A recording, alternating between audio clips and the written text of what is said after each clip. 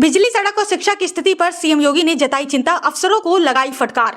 CM Yogi Adityanath ने गोंडा जिले का दौरा किया और वहां की खराब बिजली, सड़क और शिक्षा व्यवस्था पर असंतोष जताया। उन्होंने अफसरों को निर्देश दिए कि वो इन बुनियादी सेवाओं में सुधार करें और जनता की समस्याओं का जल्द समाधान करें।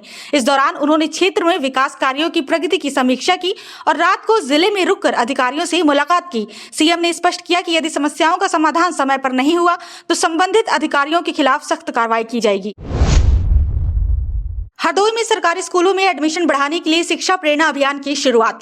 हरदोई में शिक्षा को बढ़ावा देने के उद्देश्य से शिक्षा प्रेरणा अभियान की शुरुआत की गई है। इस अभियान के तहत सरकारी स्कूलों में बच्चों के नामांकन को बढ़ाने और स्कूल छोड़ चुके छात्रों को वापस लाने का प्रयास किया जाएगा। स्थानीय प्रशासन ने शिक्षकों को निर्देशित किया है कि वो समुदाय में जाकर अभिभावकों को जागरूक करें और उन्हें सरकारी स्कूलों के लाभों के बारे में बताएं। अभियान का मुख्य उद्देश्य शिक्षा के महत्व को समझाना और हर बच्चे को शिक्षा के दायरे में लाना है। अखिलेश यादव ने उत्तर प्रदेश में उपचुनाव के लिए 6 उम्मीदवारों की घोषणा की। समाजवादी पार्टी के मुखिया अखिलेश यादव ने उत्तर प्रदेश में आगामी उपचुनाव के लिए 6 सीटों पर पार्टी के उम्मीदवारों की सूचना जारी की है। इन सीटों पर सपा का जोरदार प्रचार अभियान चलाने की योजना है। पार्टी ने उन सीटों पर भी प्रत्याशी उतारे हैं जहां कांग्रेस अपनी दावेदारी जता रही थी।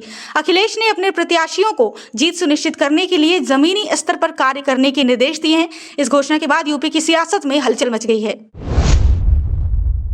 लखनऊ के आउटर रिंग रोड प्रोजेक्ट को मिली हरी झंडी, निर्माण जल्द शुरू होगा। लखनऊ के बहुप्रतीक्षित आउटर रिंग रोड परियोजना को सरकार ने मंजूरी दे दी है, जिससे राजधानी के यातायात में सुधार की उम्मीद है। इस प्रोजेक्ट के तहत लखनऊ के बाहरी इलाकों को एक साथ जोड़ने वाली रिंग रोड का निर्माण होगा, जिससे शहर में यातायात का बोझ कम होगा। ये परियोजना राज्य की आर्थिक गतिविधियों को भी प्रोत्साहन देगी। इसके निर्माण कार्य की शुरुआत जल्द ही की जाएगी, जिससे शहरवासियों को लाभ मिलेगा। त्योहारों के मौसम में रेलवे का महाआयोजन 30 नवंबर तक चलेंगी 6556 स्पेशल ट्रेनें। त्योहारी सीजन को देखते हुए रेलवे ने यात्रियों की सुविधा के लिए 6556 स्पेशल ट्रेनों का संचालन करने का फैसला किया है। ये स्पेशल ट्रेनें देश के विभिन्न हिस्सों को जोड़ेगी, जिससे यात्रियों को अपने घर जाने में आसानी होगी। उत्तर प्रदेश के मुख्य रेलवे स्टेशनों से इन ट्रेनों का संचालन किया जाएगा। रेलवे ने इसके लिए विशेष तैयारियां की हैं और यात्रियों की भीड़ को संभालने के लिए अतिरिक्त कर्मचारियों की तैनाती भी की है। लखनऊ विश्वविद्यालय ने नए शैक्षिक सत्र के लिए ऑनलाइन प्रवेश प्रक्रिया शुरू की। लखनऊ विश्वविद्यालय ने शैक्षिक सत्र 2024-25 के लिए ऑनलाइन प्रवेश प्रक्रिया शुरू कर दी है। विश्वविद्यालय ने छात्रों के लिए डिजिटल सुविधाओं का विस्तार किया है, जिससे एडमिशन प्रक्रिया को अधिक सरल और पारदर्शी बनाया गया है। इस बार सभी कोर्सेज के लिए ऑनलाइन आवेदन और प्रवेश की प्रक्रिया को अनिवार्य कर दिया गया है, ताकि छात्रों को फिजिकल रूप से विश्वविद्यालय जाने की जरूरत न पड़े। ये कदम छात्रों की सहूलियत के लिए उठाया गया है। सीओ जियाउल हक हत्या मामले में सीबीआई कोर्ट आज सुनाएगी फैसला। प्रयागराज स्थित सीबीआई कोर्ट आज चर्चित सीओ जियाउल हक हत्या मामले में फैसला सुनाएगी। इस मामले में 10 आरोपियों पर मुकदमा चल रहा है, जबकि प्रमुख आरोपी राजा भैया और गुलशन यादव को पहले ही सीबीआई क्लीन चिट दे चुकी है। हत्याकांड ने राजनीतिक गलियारों में भी काफी चर्चा बटोरी थी। अदालत के इस फैसले पर सभी की नजरें टिकी हैं और इससे जुड़े लोग अदालत के निर्णय का इंतजार कर रहे हैं। लखीमपुर खीरी में बीजेपी विधायक पर हमला, वकील ने सरेआम जड़ दिया थप्पड़। लखीमपुर खीरी में बीजेपी विधायक योगेश वर्मा के साथ एक वकील द्वारा सरेआम थप्पड़ मारने की घटना सामने आई है। घटना के दौरान कई पुलिसकर्मी भी मौजूद थे। इस घटना के बाद से क्षेत्र में तनाव का माहौल बन गया है और मामला सोशल मीडिया पर वायरल हो गया है। विधायक ने इस मामले में सख्त कार्रवाई की मांग की है, जबकि बाल संघ ने अपने सदस्य का बचाव किया है। ये घटना स्थानीय राजनीति में चर्चा का विषय बनी हुई है।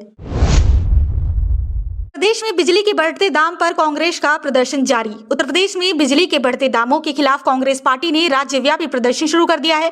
कांग्रेस नेता और कार्यकर्ता विभिन्न जिलों में विरोध प्रदर्शन कर रहे हैं और सरकार से बिजली दरों में बढ़ोतरी वापस लेने की मांग कर रहे हैं। प्रदर्शनकारियों का कहना है कि बिजली की बढ़ती कीमतों से आम जनता की जेब पर असर पड़ रहा है। कांग्रेस ने इस मुद्दे पर विधानसभा सत्र में भी चर्चा कराने की मांग की है। यूपी में निजी नौकरियों में महिलाओं से ओवरटाइम पर प्रतिबंध, सरकार का सख्त निर्देश। योगी सरकार ने राज्य में निजी क्षेत्रों में काम करने वाली महिलाओं से ओवरटाइम कार्य करवाने पर सख्त निर्देश जारी किए हैं। सरकार ने यह कदम महिलाओं की सुरक्षा और उनके कार्यस्थल पर अनुकूल माहौल बनाए रखने के उद्देश्य से उठाया है। इस निर्देश के तहत कोई भी नियोक्ता महिलाओं से उनकी निर्धारित कार्यविधि से अधिक काम नहीं ले सकता। आदेश के उल्लंघन पर कड़ी कार्रवाई की जाएगी। ये निर्णय कोलकाता में एक घटना के बाद दिया गया है, जिसने सुरक्षा संबंधी चिंताओं को बढ़ाया है। गोरखपुर में ग्रीन बेल्ट के तहत नए पार्क का उद्घाटन। गोरखपुर में शहरी क्षेत्र के विकास के तहत ग्रीन बेल्ट योजना के अंतर्गत एक नए पार्क का उद्घाटन किया गया है। इस पार्क को बच्चों, बुजुर्गों और फिटनेस प्रेमियों के लिए विशेष रूप से विकसित किया गया है, जहां योग और अन्य शारीरिक गतिविधियों के लिए विशेष स्थान उपलब्ध होंगे। शहर में हरियाली बढ़ाने और प्रदूषण कम करने के उद्देश्य से ये पहल की गई है। अधिकारियों ने इसे ग्रीन गोरखपुर मिशन का हिस्सा बताया, जो शहर को पर्यावरणीय दृष्टिकोण से भी मजबूत बनाएगा। आगरा में ताजमहल के पास नए मेट्रो स्टेशन का निर्माण कार्य शुरू। आगरा में ताजमहल के पास एक नया मेट्रो स्टेशन बनना शुरू हो गया है, जो पर्यटन को बढ़ावा देने के साथ साथ स्थानीय लोगों के लिए यात्रा को आसान बनाएगा। इस परियोजना का उद्देश्य ट्रैफिक की समस्या को कम करना और आगंतुकों को बेहतर सुविधाएं प्रदान करना है। इसके तहत ताजमहल के क्षेत्र में यातायात को नियंत्रित करने और वाहनों के प्रदूषण को कम करने के प्रयास किए जा रहे हैं। मेट्रो स्टेशन का निर्माण 2025 तक पूरा होने की उम्मीद है। प्रयागराज में पुराने पुल का नवीनीकरण कार्य जल्द होगा शुरू। प्रयागराज में पुराने ब्रिजों की हालत सुधारने के लिए नवीनीकरण की योजना बनाई गई है। ये कार्य विशेष रूप से उन पुलों के लिए किया जाएगा जो लंबे समय से उपयोग में है और जहां मरम्मत की आवश्यकता है। इसके तहत पुलों की संरचना को मजबूत बनाने, पैदल यात्री पथ और सुरक्षा मानकों को सुधारने के कार्य होंगे। ये परियोजना यातायात को सुचारू रूप से चलाने और सुरक्षा को प्राथमिकता देने के लिए शुरू की गई है। नोएडा में नए आवासीय प्रोजेक्ट के लिए सरकारी मंजूरी मिली। नोएडा में नए आवासीय परियोजना के विकास को बढ़ावा देने के लिए राज्य सरकार ने कुछ प्रोजेक्ट्स को मंजूरी दी है। इन परियोजनाओं के तहत विभिन्न आय वर्गों के लोगों के लिए किफायती और प्रीमियम आवासीय इकाइयों का निर्माण किया जाएगा।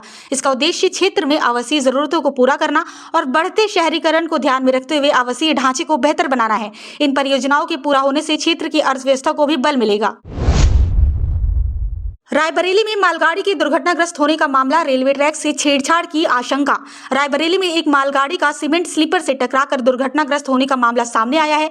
ये घटना रायबरेली प्रयागराज रेलवे खंड पर हुई और प्रशासन को संदेह है कि ट्रैक के साथ छेड़छाड़ की गई हो सकती है। जांच के दौरान रेलवे सुरक्षा बल ने इस संदर्भ में अतिरिक्त सुरक्षा उपाय किए हैं और मामले की विस्तृत जाँच की जा रही है। कानपुर में विद्युत विभाग के घोटालों की जांच के लिए एसआईटी का गठन। कानपुर में बिजली विभाग में हुए घोटाले की जांच के लिए विशेष जांच दल का गठन किया गया है। इस घोटाले में बड़ी मात्रा में धन के दुरुपयोग और बिजली बिलों में अनियमितता का आरोप है। एसआईटी द्वारा जल्द ही दस्तावेजों की जांच और संबंधित लोगों से पूछताछ की जाएगी। सरकार ने कहा है कि किसी भी दोषी को बख्शा नहीं जाएगा और कड़ी कार्रवाई की जाएगी। सीएम योगी ने मंत्रियों को जिले की जिम्मेदारी दी, क्षेत्र में रात्रि ठहराव अनिवार्य। मुख्यमंत्री योगी आदित्यनाथ ने राज्य के सभी मंत्रियों को जिलों की जिम्मेदारी सौंपते हुए निर्देश दिया है कि वो अपने आवंटित जिलों में रात्रि ठहराव सुनिश्चित करें। इस कदम का उद्देश्य अधिकारियों के साथ सीधे संवाद करना और स्थानीय समस्याओं का समय पर समाधान करना है। योगी ने यह भी कहा है कि जनप्रतिनिधियों की जिम्मेदारी है कि वो जनता के साथ जुड़ाव बढ़ाएं और सरकार की योजनाओं का लाभ जमीनी स्तर तक पहुंचाएं। लखनऊ मेट्रो में अब ई टिकटिंग की सुविधा यात्रा हुई और आसान। लखनऊ मेट्रो ने यात्रियों की सुविधा को देखते हुए ई टिकटिंग सेवा शुरू की है। इसके तहत यात्री अपने मोबाइल फोन से मेट्रो का टिकट खरीद सकते हैं और डिजिटल टिकट को स्कैन करके यात्रा कर सकते हैं। इस पहल का उद्देश्य कैशलेस यात्रा को बढ़ावा देना और मेट्रो में सफर को और अधिक सुगम बनाना है। ई टिकटिंग से समय की बचत भी होगी और यात्रियों को टिकट काउंटर पर लंबी कतारों में नहीं लगना पड़ेगा। वाराणसी में नई रामकथा पार्क का उद्घाटन। वाराणसी में रामकथा के समर्पित एक नई पार्क का उद्घाटन किया गया है। ये पार्क धार्मिक और सांस्कृतिक गतिविधियों के आयोजन के लिए तैयार किया गया है। इसका उद्देश्य पर्यटकों और स्थानीय लोगों के लिए एक सांस्कृतिक स्थल प्रदान करना है, जहां रामायण की कथाओं से जुड़े विभिन्न कार्यक्रम और प्रदर्शन किए जा सकें। पार्क का उद्घाटन पर्यटन को बढ़ावा देने के दृष्टिकोण से किया गया है और इसे धार्मिक पर्यटन का केंद्र बनाने का प्रयास किया जा रहा है। प्रयागराज में पुलिस ने गैंगस्टर के खिलाफ की बड़ी कार्रवाई, संपत्ति हुई जब्त। प्रयागराज में पुलिस ने एक बड़े ऑपरेशन के तहत गैंगस्टर के खिलाफ सख्त कार्रवाई करते हुए उसकी संपत्तियों को जब्त कर लिया है। इस कार्रवाई का उद्देश्य अपराधियों पर नकेल कसना और आपराधिक गतिविधियों को रोकना है। जब्त की गई संपत्तियों में कई करोड़ों की कीमत की जमीनें और भवन शामिल हैं। पुलिस का कहना है कि आगे भी इस तरह की कार्रवाइयां जारी रहेंगी ताकि अपराधियों के हौसले पस्त हों। गाजियाबाद में अवैध निर्माण पर चला बुलडोजर, प्रशासन की सख्ती। गाजियाबाद में अवैध निर्माण के खिलाफ सख्त कदम उठाते हुए प्रशासन ने कई अवैध इमारतों को गिराने का अभियान चलाया है। ये कार्रवाई उन इमारतों के खिलाफ की गई है जो बिना अनुमति और नियमों के खिलाफ बनाई गई थी। अधिकारियों ने चेतावनी दी है कि जो भी अवैध निर्माण में लिप्त पाया जाएगा उसके खिलाफ सख्त कार्रवाई की जाएगी। इस अभियान का उद्देश्य शहर को अवैध निर्माण से मुक्त करना है। बांदा में नई न्यायिक सुविधा केंद्र का उद्घाटन। बांदा में एक नई न्यायिक सुविधा केंद्र का उद्घाटन किया गया है, जिसका उद्देश्य स्थानीय लोगों को न्यायिक सेवाएं उपलब्ध कराना है। इस केंद्र के माध्यम से वकील और आम जनता को न्यायिक प्रक्रियाओं में मदद मिलेगी और कानूनी सहायता प्राप्त होगी। ये केंद्र दूरस्थ और ग्रामीण क्षेत्रों में रहने वाले लोगों के लिए विशेष रूप से उपयोगी होगा, जो न्यायिक सेवाओं से दूर होते हैं। मेरठ में स्मार्ट सिटी प्रोजेक्ट के तहत सड़कों की मरम्मत कार्य शुरू। मेरठ में स्मार्ट सिटी परियोजना के अंतर्गत सड़कों की मरम्मत और सुधार का कार्य शुरू कर दिया गया है। इसमें मुख्य सड़कें और गलियां शामिल हैं जो वर्षों से जर्जर अवस्था में थी। इस प्रोजेक्ट का उद्देश्य शहर की यातायात व्यवस्था को बेहतर बनाना और नागरिकों को सुविधाजनक यात्रा अनुभव प्रदान करना है। कौशाम्बी में दूषित पानी से बीमारियों का प्रकोप, सरकार ने उठाए कदम। कौशाम्बी में दूषित पानी की समस्या के कारण कई लोग बीमार हो रहे हैं। इसे देखते हुए सरकार ने तत्काल राहत के लिए स्वच्छ पेयजल की आपूर्ति के निर्देश दिए हैं और स्वास्थ्य विभाग को सतर्क रहने के लिए कहा है। अधिकारियों ने पानी की गुणवत्ता की नियमित जांच करने का आश्वासन दिया है और स्थानीय लोगों से उबला हुआ पानी पीने की सलाह दी गई है। ये कदम स्वास्थ्य समस्याओं को रोकने के उद्देश्य से उठाया गया है। यूपी सरकार का रोजगार अभियान, नई नौकरियों के लिए पंजीकरण शुरू।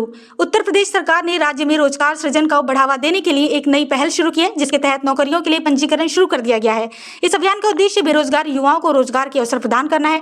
सरकार ने यह भी घोषणा की है कि विभिन्न क्षेत्रों में नौकरियों के अवसर का विस्तार किया जाएगा ताकि अधिक से अधिक लोगों को इसका लाभ मिल सके। ये कदम युवाओं को स्वरोजगार और सरकारी नौकरियों के लिए प्रोत्साहित करेगा।